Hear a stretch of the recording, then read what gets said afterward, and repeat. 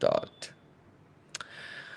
Welcome to Transform and Thrive, where we dive deep into the power of transformation for mind, body, and soul. I'm Amit Butani, your host, a transformation coach, author, and mentor. And today we have an incredible guest with us, a man who has built business from scratch, faced adversity head on, and turned life's biggest challenges into his biggest strength. Please welcome Sanjay Bawa. Hi, Sanjay. Hi, thank you for having me, Amit. Really appreciate you having me here. Been looking forward to this. Let's see what I can embrace and learn and impart. How's that? Of course, and you're joining us from far, far away from Canada. Which part for the viewers, if you want to say? I'm from Toronto, Canada. The second, I think, is going to be the next country after India where we'll have more Indians. So it's a great place to be. Okay. But for my viewers, I just want to say that, Sanjay's story, and you'll find out soon, shortly, is nothing short of extraordinary. From selling Gulf News subscriptions at a tender age of 13 to building a multi-million-dollar business in fashion, fragrances, and luxury real estate. He's seen it all basically.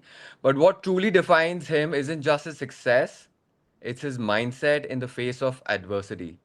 So today we are going to dive deep into his journey of resilience, transformation, and what it means to truly love yourself, and that too ugly style, right? Exactly. You gotta love yourself, U.G.L.Y. So let's go Yeah. from there. Yeah. So, starting with my first question, Sanjay, and let's go back to the early years. You were an entrepreneur at a very young age at 13, selling more newspaper subscription than even the Gulf News employees. So, what drove you at such a young age? I've always asked that question to myself, what happened? So I think it was more like I wasn't worried about the pocket money or something. It just something in me was like I had to live my life to the fullest that I could. So if I was going to become a golfer, I would have started playing golf at an early age. I wanted to run a business not for the money, but I thought I could contribute more to society doing that. So innately, in my mind, it was something I had to do at 13. I still remember coming back from Jebel back to our apartment, and I saw this big signboard, Gulf News starting. And I look up at my dad and I say to him, "Hey, Dad, I want to get a job." And he says, "What kind of job?" I said, "I want to sell newspapers." He looked at me very strangely, but having said that, in his encouragement, he took me to the Gulf News office the next morning where I was already dressed up. I still remember in my polyester black pants and white shirt, thinking that was the way to do it. I get to Gulf News and I asked them I need a job. They first laughed at me because they couldn't actually see me from the reception desk. I was actually shorter than that. And the lady leaned over and tried to look and asked me what I was looking for. I said, I want to sell a newspaper. And she says, well, here's a couple of newspapers, go sell it. And I said, no, I want to sell, there's a subscription thing that you do or something like that. So then she sent me to the general manager of Gulf News. And again, I got the same look like, what are you doing here? Because in those days in Dubai, no one could work, no children could work. There was always a issue there. And I said I wanted to sell newspaper subscriptions. I still can't pronounce that word, but having said that, he gave me 10 forms and I looked at him and go, "That's all?" And he looked at me and says, "Yeah, that's not all." I said, "No, no, no, I need more." So long story short, gives me these forms. My father takes, and I say bye to the receptionist, walk outside. My dad's sitting in his car and he goes, "Okay, beta, what happened?" I said, "I got a job." My dad looked at me, "Okay, what kind of job did you get?" I said, "I'm going to sell subscriptions." And he looked at me and goes, "How are you going to do this?" I said, "I have no idea."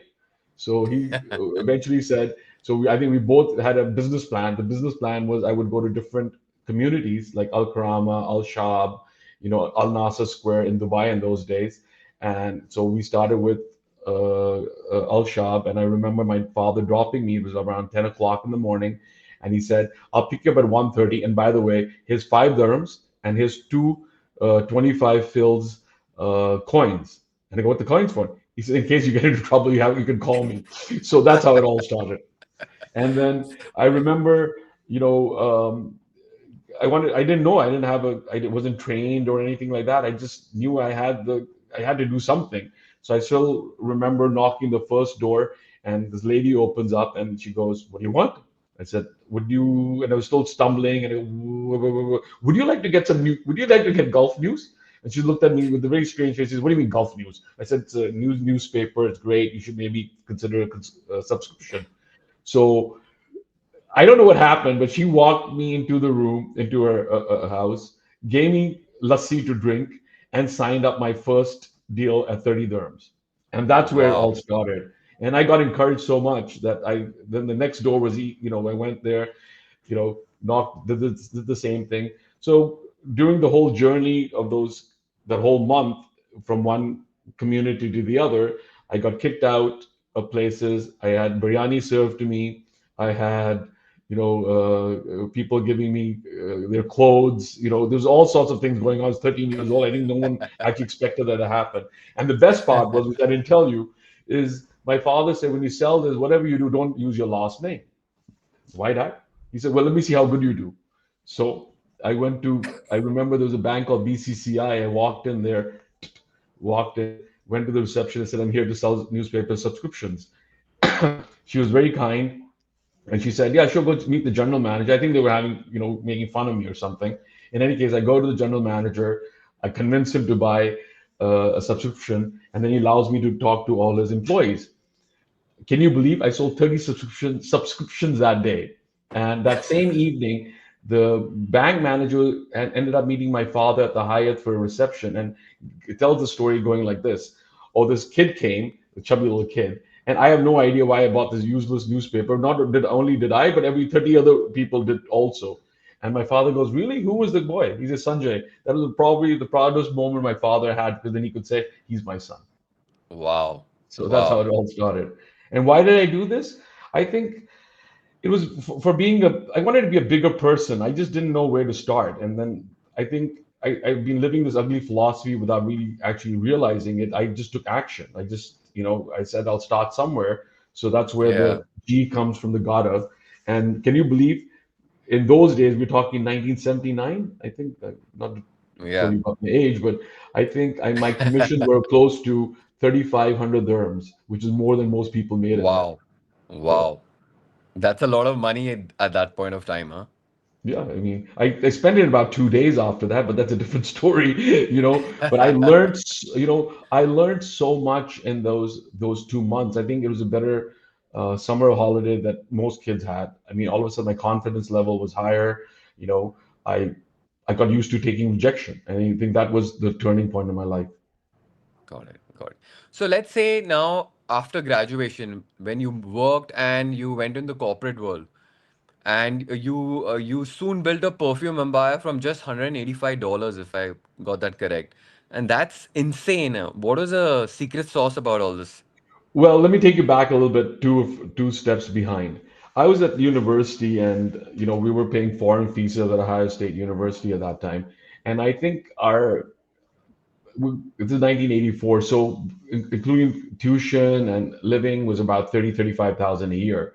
So my father did fund us for the first 2 years, and then again, I got up and said, I got to do this on my own. So I went to look for a job. Guess what? They wouldn't give me a job because I didn't have my visa status. However, however, they would allow me to run a business. So we started a business. And before we knew it, we were hiring people and not being hired ourselves. We were actually hiring people. And the, what it was we were selling sequin dresses and jewelry to bridal boutiques. Our target market was Ohio. Our customer base was only bridal boutiques, and obviously, the overflow we sold in our university. I was very popular with all the girls because I was selling jewelry and stuff like that. So everyone wanted to be nice to me. So that's how it all started. And before I knew it, like within 2 years, we had not only paid for our education, but we also had money saved. And then, unfortunately, because of getting our visa, staying in Canada, in the US, we needed to get a job. I get my first job, I was making less than what I made as a student, you know. And I realized very quickly in my life that I just I wasn't a corporate guy. I just didn't understand the politics. I didn't understand how you smoosh. I was actually very popular with my top bosses and the middle boss, my middle line bosses. it became a threat for them. Not that I was, when I was a kid, I couldn't understand what was going on. So believe it or not, Amit, I got fired in the first 3 months, and Wow. my boss, my immediate supervisor, actually got me a job with another company right away because she knew what it, what she had a lot of confidence in me and thought I needed just a break, and that's how it all started. And then being an entrepreneur, I mean, I worked there for a year and a half, got married, moved to Canada with my wife because of love, and got here thanks to my in-laws. We had a place to stay, and I only had $100, $185 left. Long story short, I go to a person. I go here. This is. I didn't even have the money to give him. Actually, I kept that in the bank, and he gave me goods on consignment. And within the first day, with the $185 investment, we'd already done a $90 sale, believe it or not, which means nothing today. But that was where it all started.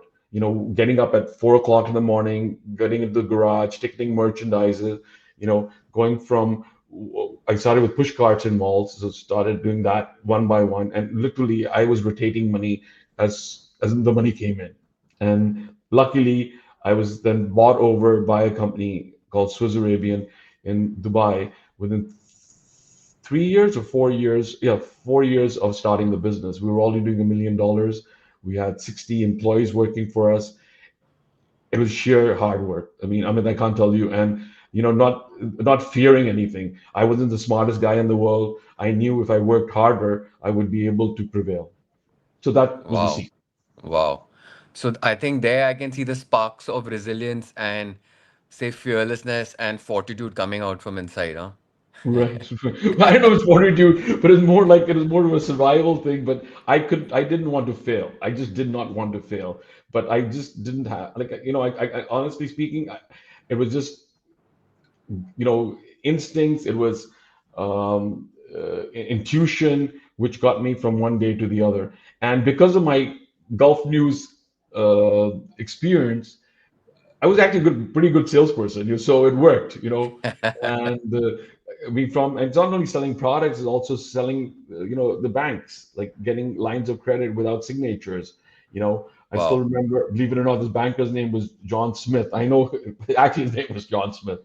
And I remember always going to him and say, "I need more money. I need more money." And he wouldn't, like, I was not credit worthy where the bank was concerned, but I would get, an overdraft from him and promise him 3 weeks, but pay him a week or whatever. And that's what really helped me grow my business. And that was also, again, with the confidence of wanting to do the right thing, always helped.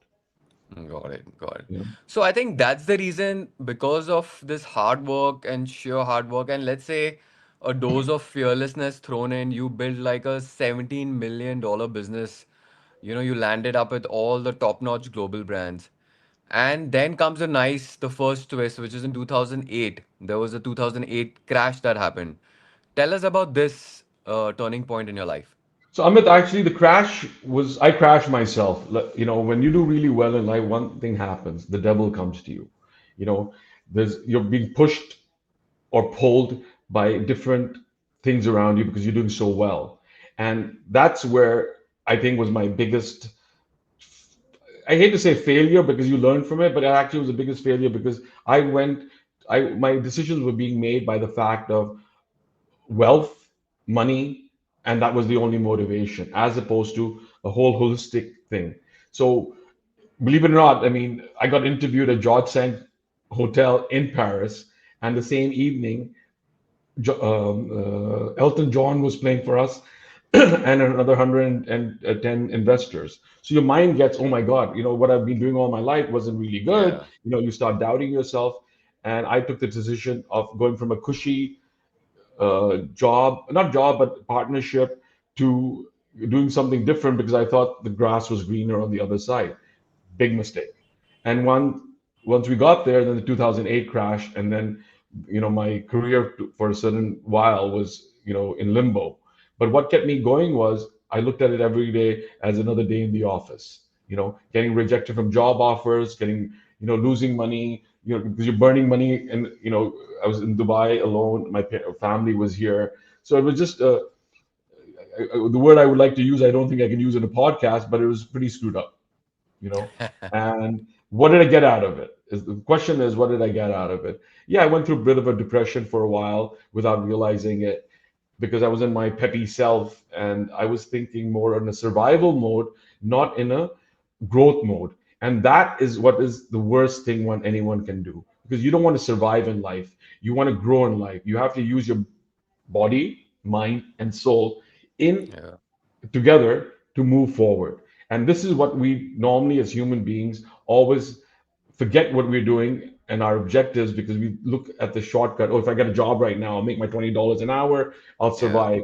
That's not the way of doing it. So the way you do it is, first of all, is where I came to a conclusion was I was going to do what I want to do, and if it even takes more years to do that, so be it. And of course, like a lot of serial entrepreneurs, I had a lot of failures, and Yeah. and the reason I had a lot of failures is because I tried a lot. And I don't think that's negative. I think that's very positive, which I see today, which I didn't realize in the time that I was going through it. Sure. And I think it's, you know, all to the entrepreneurs out there, everyone suffers, through some kind of conditioning that they've had from their early childhood, and that they forms into these, what do you call, limiting beliefs, like probably like an imposter syndrome, probably I'm not good enough, maybe my competitor is good, or you don't value yourself, or you're scared of rejection, or there's so much of procrastination because you want everything to be perfect before you move on to the next step. So there are a lot of these things that, as an entrepreneur, hold back, or then you feel that no, you need to take care of everything, and then you're like kind of overwhelmed with so much of responsibility and priorities that you don't want to delegate the work. You think someone else will mess up. You don't, that whole authority of the whole principle of delegation of work, and not getting so much into micromanagement is something that entrepreneurs need to kind of little bit step back, and operate from at a more strategic level and a more growth mindset. That's what I think. No, I mean you're right. What happens is when you're in the forest, you're not actually seeing these trees. That's the whole issue. And Yes. and again, like I said, I'm like what I went through, and I think most people go through is the fact of that you get into the survival mode. What is the quickest buck I can make? What Yeah. is the first step? But keeping the long, no one has the answer of getting from here to there. No one has the answer. I Correct. don't think even, Mark Zuckerberg or Jeff Bezos had that. They just had a dream, and how they would get there would Yeah. be by taking action. So if Correct. your viewers are going to think of something, the most important part for them to understand is you don't have to have all the answers. You just need to have a vision. And a vision also Correct. doesn't come by, it's going to come like this. It actually, it's something which innately comes in you. You actually see it. Yeah. Like I went from a push cart to multiple push carts to a retail store to multiple retail stores to a warehouse because in my mind that was my progression, and that's the Correct. way you know but then when you go through the part of when you start not achieving or losing, what happens is then you get into the survival mode. What is the quickest thing I can Yeah. do? And that's where one fails. So one has to keep an objective of where they want to go, but Correct. also find the path will come as long as the Yeah. objective is very clear. And exactly, it's all about, like you rightly said, there is a vision, the path is there. All you have to do is take the next small step, at least in that direction. Exactly. You know, you And know? Amit, if I may say this, you see, a lot of people don't have confidence in themselves, you know, because of self-doubt. Now, for 1 second, why do we have self-doubt, and why do we are not confident in ourselves? Is one thing is we don't know ourselves. So, through like I mentioned, through my ugly philosophy, which is first of all the you part. Who are you? Who are you? Are you influenced by the people who tell you what you are, or is it what you innately feel inside here? This is the most important place, your heart, Correct. your intuition. That's the most important thing that one has to have. So you need to understand who you are. It is very difficult for me to understand who I was. I thought I was supposed to go to university, get married, start earning money, and that's what life would be. I realized in many years in life, maybe 5, 10, 15 years ago, that that is not the way it should be. It should be what you really want to do in life because that becomes a way of life. It's your lifestyle. So Yeah. what I jokingly say, Sanjay Bawa 2.0, I'm at 3.0 right now. Sanjay Bawa 2.0 was under struggle. Didn't realize it was just I was in a struggle mode, I was in a survival mode, and it lasted for 7 to 8 years. I mean, I'm saying that, we were just putting enough money. I had needed to do things just to put food on the table, but was not really progressing. When the shift happened was when I was diagnosed. Not before I was diagnosed was about 2 or 3 years before that, is when I realized, wait a minute, I keep doing the same thing over again. And you know what they say, you keep doing the same thing over and over again, it's called insanity. I was becoming Yeah. insane. So Yeah. I had to step back, look at the forest, and then move forward. Ever since then, I've not looked back at all. Superb. And that's why they say the universe keeps on throwing the same lessons again and again till you don't learn the lesson you had to and then move on to the next chapter of your life. So Exactly. then coming to the part of like you rightly said about your diagnosis. So that was I think somewhere in 2023 Yes. where life threw a big curveball to you and it was stage 4 prostate cancer. And that word Metastasize the whole itself, bit. yeah, and that the word itself sends would send shiver down anyone's spine and see the world like kind of crumbling in front of their eyes. So walk us through that moment when you got that call. I mean, how was it like? I can't even imagine, but what was going Uh, in your mind? What were the emotions? Well, a simple blood test. We had just gone for a simple blood test, myself and my mom. She was going to the hospital. I went with her. The guy said, why don't you get your blood test done? I did it. So that was about middle of December. Not even middle, it was like 20th of December. And I get this call on the 23rd, and the doctor calls me up, I need to see you. And why do you need to see me? Oh, we got your blood test, we need to talk about it. So I thought there must be some cholesterol, Indian thing, cholesterol, high blood pressure, whatever. I get there, and they throw this news at me. You've got cancer. And the funny thing was, you know, prostate cancer is based on your PSA number. And I still remember the doctor saying to me, I think this is a typo. It can't be that high. I'm like, really? So, and my number was Wow. 128, which was normally, men should have it under 4. So it was a big shock. It took me about 2 seconds to understand what he was saying. And I left from there. The next day, we were actually going with our family away to a cottage here for a whole week. I needed some time to absorb what I just heard because they were Absolutely. talking about 4, 5 years, 10 years, stuff like that in my lifespan. So a big shock, you know. Now I could have I could have actually gone and talked about it with my family and stuff, but I chose not to. Not because of anything that I was hiding it. It's just how I was going to deal with it.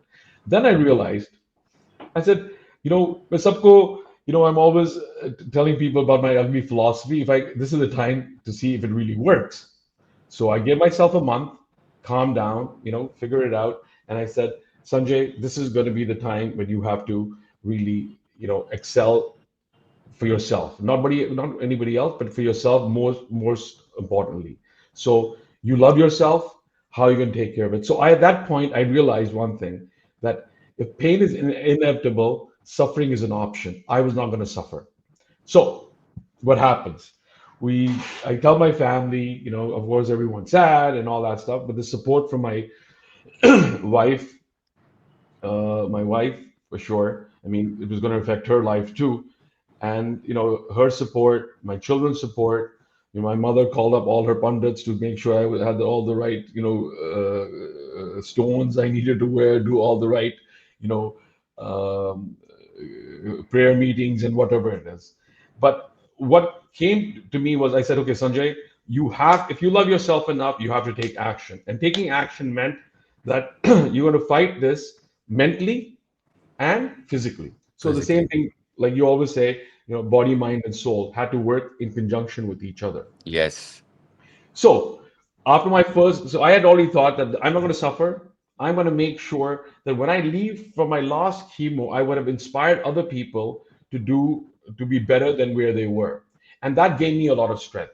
So after my every chemo, actually, I would go play golf, 18 holes. The only time I Wow. really actually realized that I had cancer was about 2 weeks after the first chemo, because my hair started losing, and that's the only minute or day that I felt depressed. Otherwise, it was an adventure. I'm not going to let this beat me. I'm going to beat this. And Amit, I can tell you this.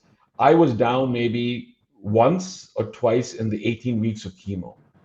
So I'm actually chemo free, not cancer free, because if I was cancer free, uh, what's it called, a cure for cancer, which doesn't exist as such. So to get through the chemo, which is the hardest part, what people say is the chemo kills you, the cancer doesn't. I didn't let that Yeah. happen. And after my sixth chemo, and during the time when I would go to get my chemo done, I would see other patients. I would talk to them. You know, I would try to inspire them, because I was inspiring them in a very selfish way, because it made me feel better. It gave me strength, and the smile on someone's face and them feeling better was what the antidote was. It wasn't the chemo. And keeping a clear mind that I don't know everything. I have to take action. My action is that I'm going to make myself be better. That's all I'm going to do. And touch wood, ever since then, I'm a, you know, I'm happy to say, I'm giving speeches on, in the different political rallies. I've been inspiring kids, the immigrant kids here. In fact, I've adopted two of them. I help them, Wow. not, getting jobs, or just mentor them, because I need a little bit of difference that I can make will go a long way, at least for my sanity, and maybe, and also for the other people that I hope I can change their life for the better. Superb. I always feel that, Sanjay, because I think the universe has got this uncanny way of testing your resilience, or if it realizes that you're not on the path that you ought to be on this earth. I think you get let's say, a big kick on your back, or like, if I may use the word, a bitch slap, so that you get a reality check and you choose what you meant to be, like they say that you're born with inherent core values, right? A lot of us do not Yes. even know what drives us, what annoys us, what makes us feel unfulfilled or irritated, what our triggers are. But I think when you understand the like how you went deep inside, to find that resilience and fearlessness to come out, and you could have either crumbled with what it was, but you chose humor and resilience instead, to come out. So I think for a lot of people who have interacted with past, who've gone through the journey of cancer and stage 3, stage 4, and come out, I think there's been such a tremendous shift in their mindset, and their perspectives about life have changed. And I think all of them have come out saying that actually cancer has been a great teacher for them, a great lesson for them on their journey. So I just love that. And when this was happening to you, I also believe your family played a huge role, your Yes. wife, your kids, and like you rightly said, your mom with a network of pundits.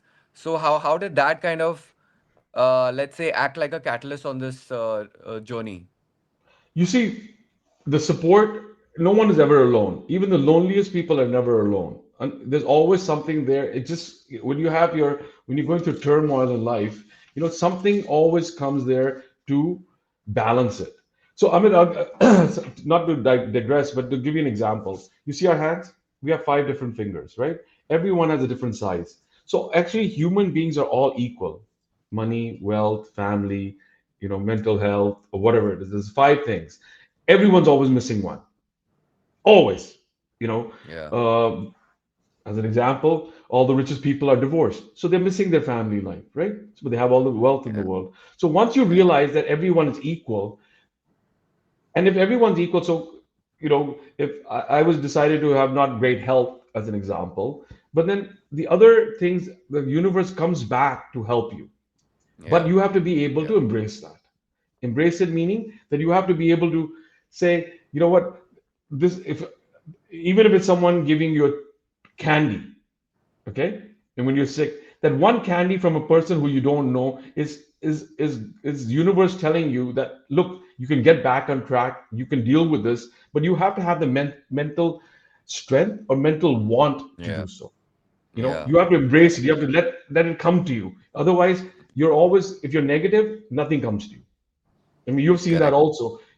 We've lived in the same countries in the world, and you've noticed that when things are good, everything is good. But when negativity starts, it keeps, accelerating, and Yeah. it keeps going into your mind, and you go into the negativity of your mind. So one of the things I Correct. did, Amit, which I would want all your listeners to know, is that one of the biggest things I did was actually get rid of a lot of people out of my life during this Yes. time. You I know, can totally resonate with that. you Yeah. know so getting rid of the negativity was a very bold step, because you've been there. We have to go to their house because they invited us. We have to do this, that. So I told my wife and my mom and my family, I said, guys, there's only three things I'm going to do. One is I'm going to go to somewhere where I can get educated, I can have a good time, and third, I can, if I'm making money. Those are three things that I would do if I was going to go somewhere. I'm not going to do something out of obligation anymore. So Yeah. that Yeah. getting rid of that negativity out of your life, oh my God, it was a game changer. I'm telling you, it was just a game changer. So your mind becomes clearer in what you have to do. You become, you're not doing it because you have to. You do things because you want to. And when you have that want in you, is a very different journey than when you have to do something that you don't really want to. But so you have to put your full heart in what you do. You know. Correct. So Correct.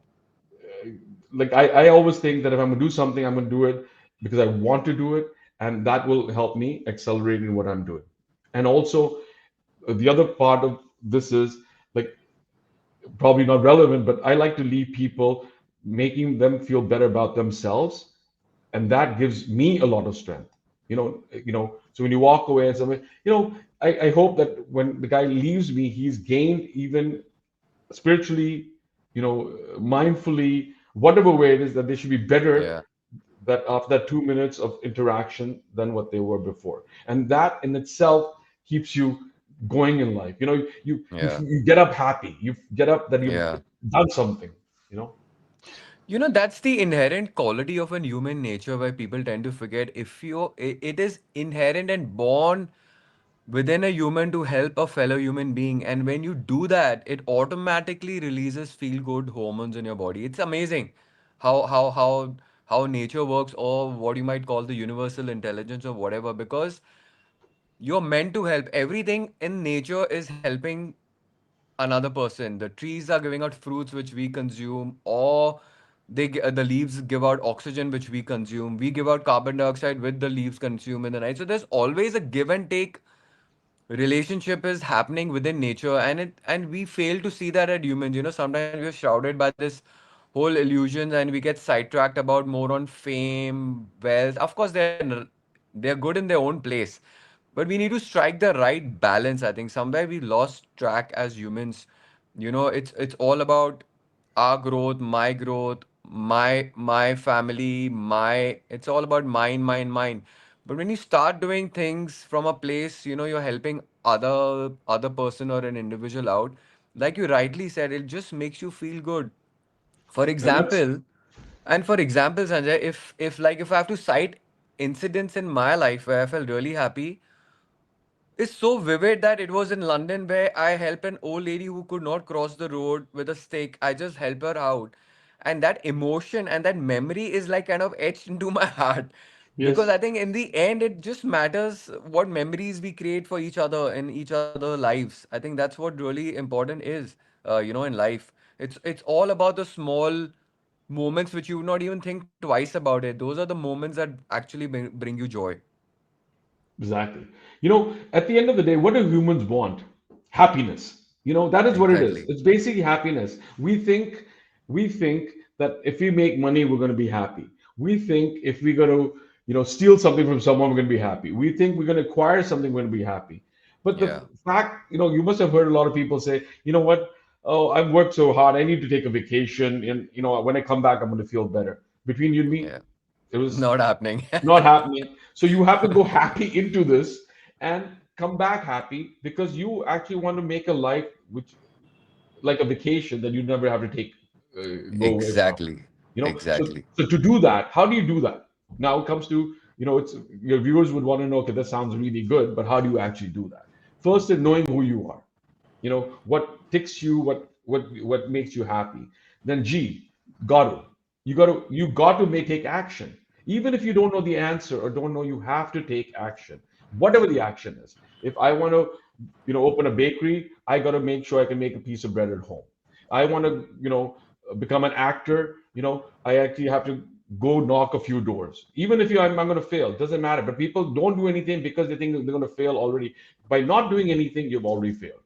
Love, the most loosely word used ever in life, including Yeah, loving your family, loving your friends, love you too, that. But the essential part is first you have to love yourself. How do you love yourself? absolutely. I can say Yeah, this all day long. Love, love, love, love, love. No, how you have to love yourself is basically be cognizant of your own flaws, be who you are. I mean, I would not act. I mean, I couldn't run, a marathon, but if I go decide to do this and to fail, yes, I took action, but but really, those are things that you need to know about yourself, and yeah, the love part is you have to accept who you are. It's if you got flaws, so be it. It is yes, normal, yeah, and then yourself. So yourself is putting your package of all the things that you want, have in your own. What's the right word? I hate to say, where you have restrictions about where you are, but basically, you have to put all of yourself into one being that works as a herd within your body together. got it. Body, mind, Yeah, and soul. soul. And those three things have to work together in your mind. So whenever you take any action, your your habits become, your habits become who you are, and Yeah, your good actions become who you should be, and also help everyone in the process. Because you're not, like I said, if I was when I was unwell, it took a tribe to take care of me. So similarly, if I'm putting out positive thoughts outside, it's helping somebody else, and then they will help somebody, and then that's how the world should go. But like, maybe sounds utopian, but the fact of the matter is, it has to start somewhere. one human being at a time. Exactly. So So that's the whole. I love that actually, by the way. I love that ugly. You gotta love yourself. It's crazy. It's amazing. That mantra is really good when I heard it the first time myself. So what's next for this? What's next for ugly? like I said, I don't know how I'm going to get it, but I'm still working on it, and uh, I'm still working on how to put it together. But again, ugly is just not a fancy phrase. It's a way of life. That is what I Yeah. want to convey to the world. How I will do that? So as you know, we I run a golf club called the Ugly Golfers. So so we've got about 100 golfers there, and we've already started that. We started about 4 years ago. It's become a thing here in Toronto, where everyone says, "Oh, you're an ugly. I'm an ugly. You're ugly." At first, they were making, "What the hell is this name, ugly?" At so then when I explained it to them, and every time I talk to someone, you get a smile on their face. So I need help from people like yourself and things to at least start with the fact that we propaganda there's a propaganda on, or we can talk about this with people. So get that started, so it becomes a way of life, and then obviously like I said, I'm trying to write a book.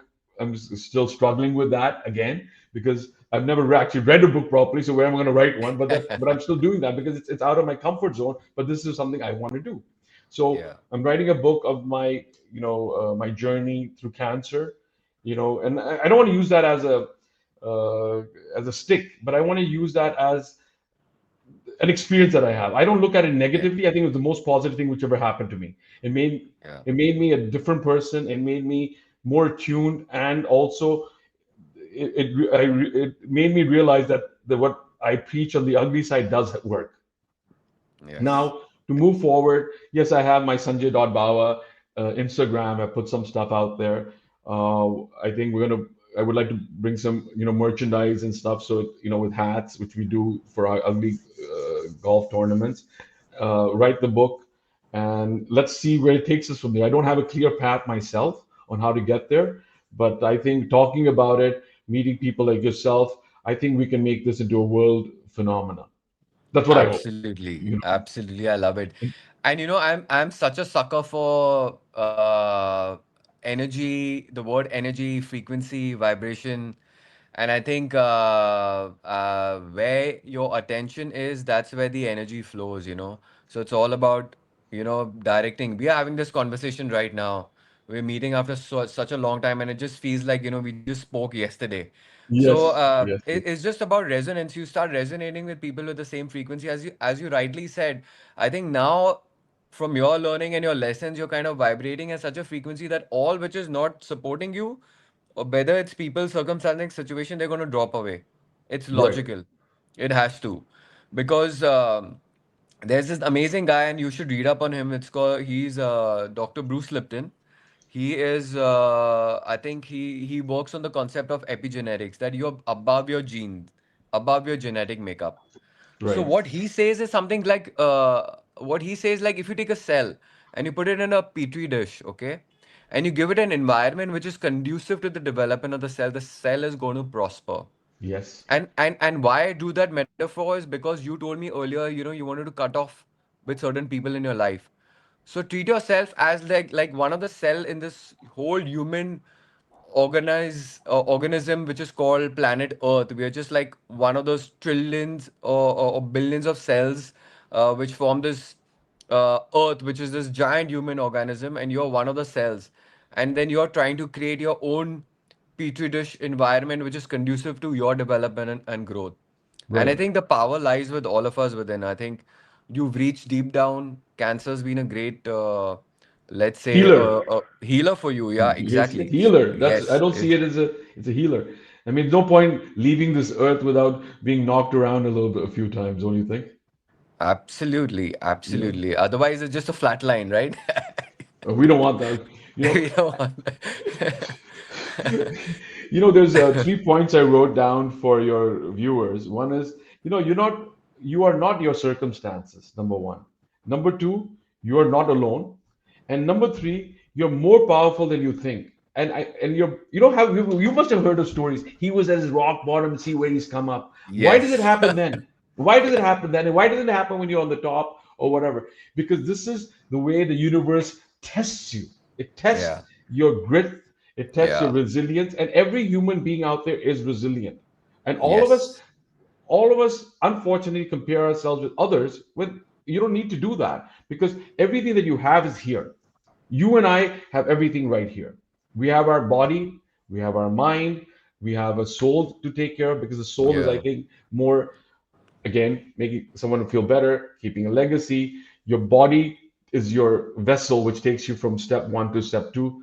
But your Yeah. mind has to be very clear, and clear meaning in the sense that your mind becomes clear when your thoughts are clear, and your thoughts are clear when you actually know where you want to go with your life. I chose to be Absolutely. happy. I get up in the morning, and I still remember, my friends would call, "Hey, how you feeling? How you feeling? How you feeling?" And one day I said, "What is this nonsense?" I actually got up in the morning and said, "I'm feeling great. I can breathe. I'm not in pain. I've got, I can go to the bathroom. I can take a shower." So I would actually every day from 1 to 10 physically explain to someone, in my mind I'm at 9 out of 10, in my body I'm 8 out of 10. This is why 8 being, I said, because I get a little tired because of medication, but otherwise I'm great. So those are the things that one does to, you got to start playing. I don't know if playing games is the right word in your mind, but you have to motivate your mind. So, Yeah. like I mentioned before, I had my Sanjay Bawa 1.0, which is my childhood till university, and then Sanjay Bawa 2.0, which is married till my cancer. And now I'm at Sanjay Bawa 3.0. Objectives have changed, motives have Yeah. changed, and whatever. And I think I've Yeah. never been better in my life than where I am now because getting older and a little bit more mature, being a little bit mature does help, you know.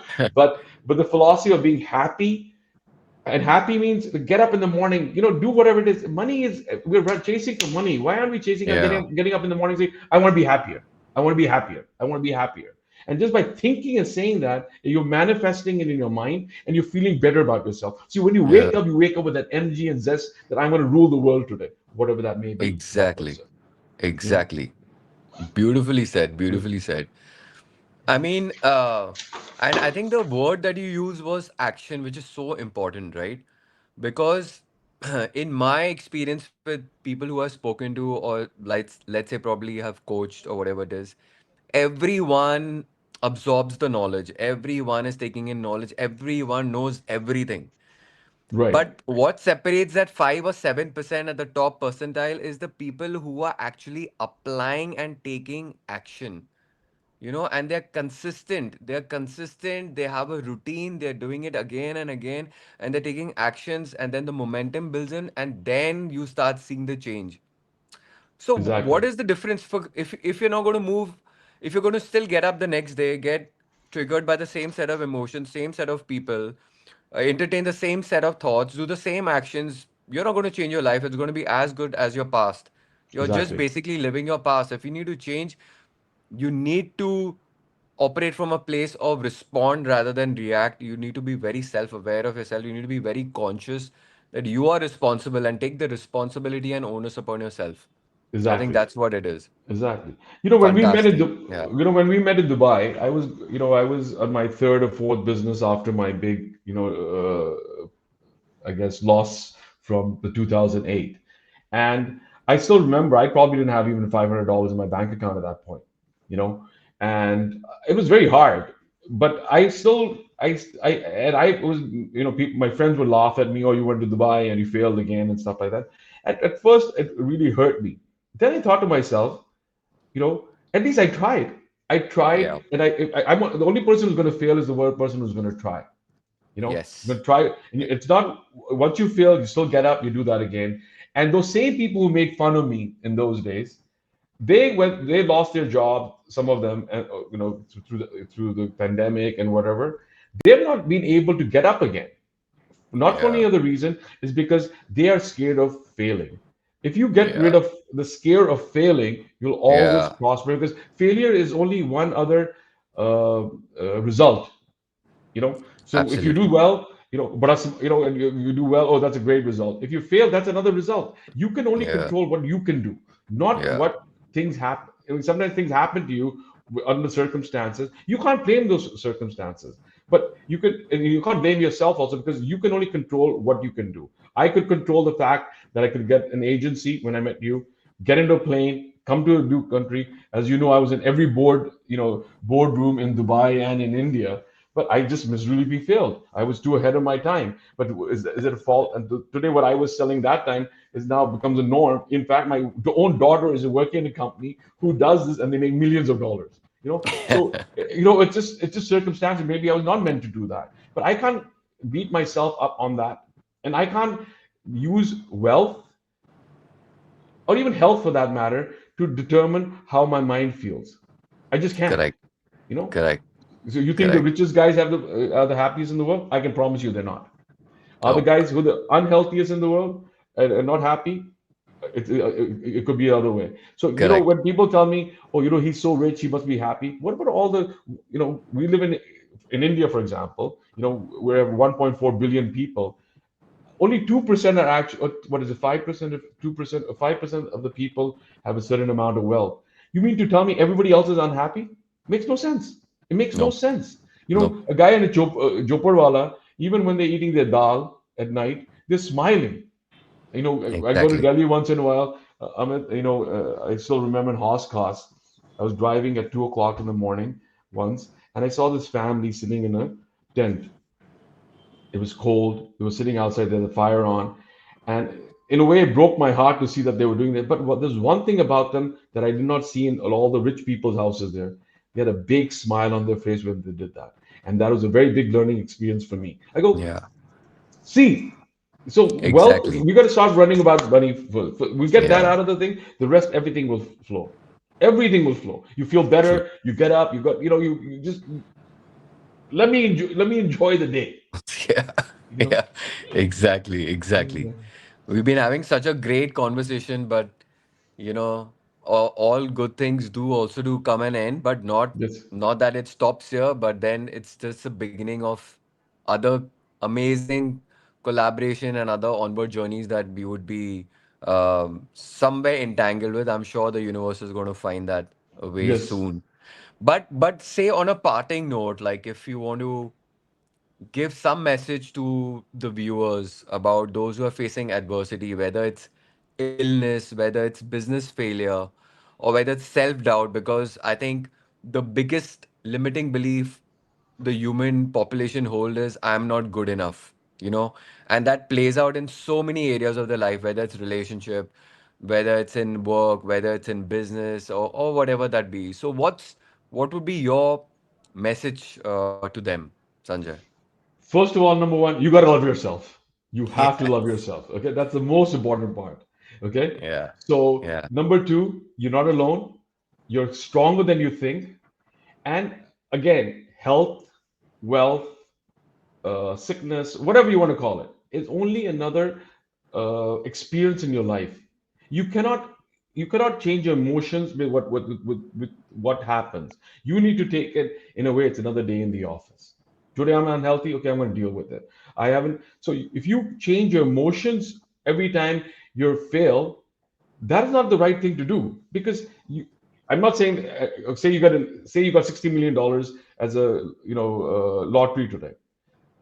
Will I become happier? I don't think so. Yeah, I'll buy good stuff. I'll have, but that after that 60 million, I either have spent through it or whatever. That becomes a norm. Then you're going to find another thing. So the money has got nothing to do with it. Health is good health or bad health is your mind. 99% of the time, your mind is going to take you through it.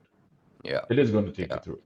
Yeah. And so you have. So I wish I had one sentence to say, but it just says basically be ugly. You got to love yourself. Make this a part of your life. Make this as a philosophy. Make it a way of living. And you'll find that at the end of the day, you'll be a happier person. And when you leave, and always have two or three things in your mind. One is you're not the center of the universe.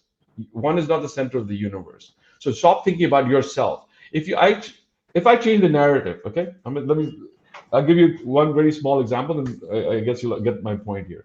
There's two companies. One company says that we're going to make the most profit in the world. We're going to do everything to make profit. The other company says, I'm going to give the most money away after I earn it. The two philosophies, the objectives may be the same, but think of the working part of it. The company which says, I'm going to make the most money, make most money, they're going to cut corners, they're going to cut people off when they don't need it. They're going to find, they're going to squeeze every vendor. Now, the other company which says, I want to give away $1 billion, like I get up in the morning, I say to God, please give me strength to give away $1 billion, because if I can give $1 billion, I've done really well. So now the company which says, I'm going to give the most, think of the philosophy. I'm going to do the best for my employees. I'm going to find sustainable products to run my business. Okay, I'm going to do everything that at the end of it I have something to give away. Same idea, but two different ways of doing it. Absolutely. So if you want to Yeah. be a bigger person, you got to start thinking like a bigger person. Yeah. You know, Yeah. Yeah. so that's the way I think. I don't get up in the morning, Bhagwan, mujhe $1 million do. मैं कहता हूँ, God, give me a way to give away $1 billion. If I can do that, then think of so the whole idea of living changes.